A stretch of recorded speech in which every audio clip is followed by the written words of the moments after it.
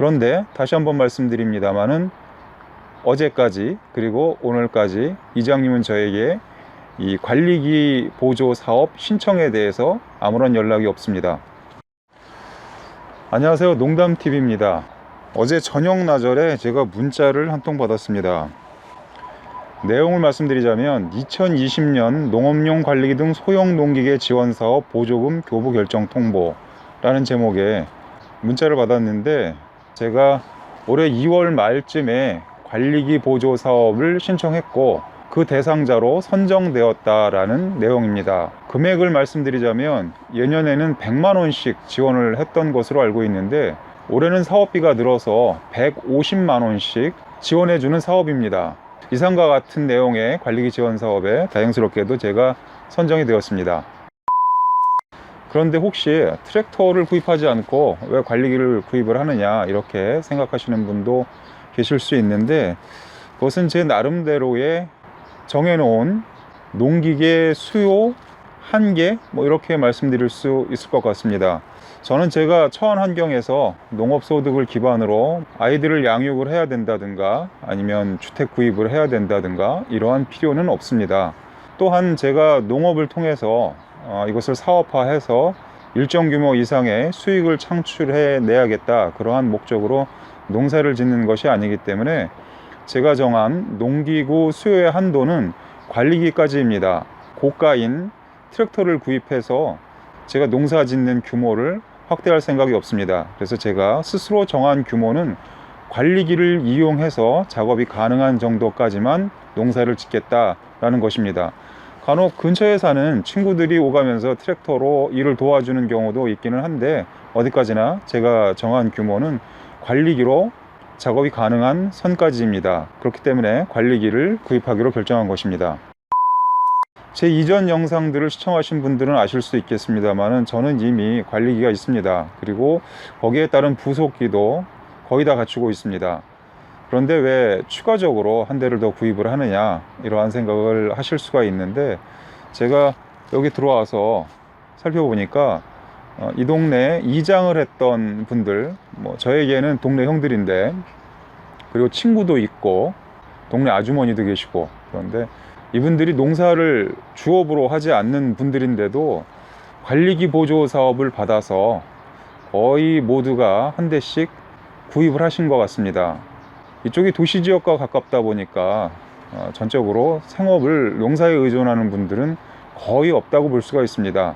하지만 이장리를 보면서 자치단체에서 시행하는 여러 가지 사업에 대한 정보에 밝다 보니까 그러한 보조 사업에 빠짐없이 참여를 했고 또 그 혜택을 받은 것 같습니다. 그래서 그러한 보조 사업에 참여를 해서 상대적으로 저렴한 가격으로 관리기를 한 대 더 구비하는 것이 괜찮겠다 싶어서 보조 사업을 신청했습니다. 이제부터는 제가 관리기 보조 사업을 신청한 내용에 대해서 시간의 경과 순대로 말씀을 드리려고 합니다. 지난해 11월 초였던 것으로 기억을 하는데, 이쪽이 행정구역이 여러 차례 바뀌면서 이장님 찾는 것도 쉽지가 않았습니다. 근데 어렵게 관공서에 연락을 해서 이장님 전화번호를 알게 되었는데, 그 과정도 개인정보 보호 차원에서 이장님 연락처를 잘 알려주지 않습니다. 그런데 제가 이장님이 어느 분이냐 이렇게 물어봤더니 대충 어느 정도만 알려주시길래 생각해 보니까 제가 잘 아는 이 동네 아주머니였습니다. 그래서 제가 연락처를 알고 싶다 이렇게 얘기를 했더니 개인정보 보호 차원에서 얘기를 해줄 수가 없다 그러더니, 그 이장님한테 연락을 해서 어떠어떠한 용건 때문에 당신에게 연락을 하고자 하는 누구가 있으니까 그 사람에게 당신 정보를 공개해도 되느냐 라고 확인을 한 다음에, 그 이장님이 수락을 하게 되면 읍사무소에서 저에게 아주 어렵게 이장님 연락처를 알려줬습니다. 그래서 제가 이러이러한 이유로 관리기를 구입을 하고자 한다 라고 얘기를 했고, 관리기 보조 사업을 신청하는 기간이 되게 되면 저에게 반드시 연락을 해 주십사 라고 간곡히 부탁을 드렸습니다. 그런데 해가 바뀌고 보조 사업 시행할 때가 다 되었는데 연락이 전혀 없었습니다.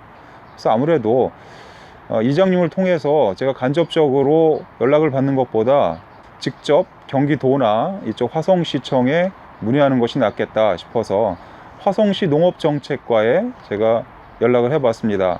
그랬더니 이 사업의 구성이 도비가 15%고 시비가 35%다. 그러한 내용과 함께 경기도의 담당 부서를 제가 알게 되었고, 그 다음에 사업을 시행하는 읍사무소의 담당자를 알게 되었습니다. 그러고 나서 제가 시행문을 직접 찾아보고 출력을 한 다음에 이 사업이 진행되는 근거 법령이라든가 규모라든가 사업 개요에 대해서 정확히 파악을 하게 되었습니다. 물론 이때까지 이장님은 아무 연락도 없었습니다. 이 시행문에 여러 가지 구성되어 있는 것을 보게 되면 우선 지원 대상은 연령이 얼마 이상, 그리고 농지 보유 규모가 얼마 이상, 농업법인에 관한 것도 있고, 장애인인 경우에 우대하는 경우도 있고, 귀농인인 경우에 어떠한 혜택이 있다, 그리고 청년 농업인인 경우에는 어떠한 혜택이 있다라는 내용이 있고, 지원 사업 내용은 무엇이고, 그리고 대상 기종은 어떠한 것들이 있고, 한도는 어디까지다 라는 자세한 내용이 안내되어 있습니다. 또한 어느 읍에 어느 면에 배정되어 있는 소형 트랙터, 승용관리기, 보행관리기, 전동가위, 전동분무기 등의 대수와 사업비 규모가 전체적으로 안내가 되어 있습니다. 그 다음으로는 신청 방법이 안내되어 있고, 이 사업이 진행되는 플로우가 공개되어 있습니다. 또한 신청할 때 필요한 구비 서류도 전체적으로 다 안내가 되어 있습니다. 이장님을 통해서 이러한 내용들을 전달받으려면 아마도 대부분의 지금 방금 소개해드렸던 이러한 세부적인 사항이 생략된 채로 며칠까지 신청하세요, 이런 식으로 저에게 전달이 되었을 것입니다. 그리고 한 번 더 말씀드리지만, 제가 이러한 시행문을 출력해서 정확하게 근거 법령과 사업 내용을 확인할 때까지 이장님은 저에게 연락이 없었습니다. 제가 정확한 일정을 파악을 한 다음에 이쪽 읍사무소에 필요한 구비 서류를 갖추어서 보조사업 신청을 했습니다. 다시 한번 말씀드리지만, 이 보조사업 신청 기간이 마무리될 때까지 이 동네 이장님은 저에게 연락이 없었습니다.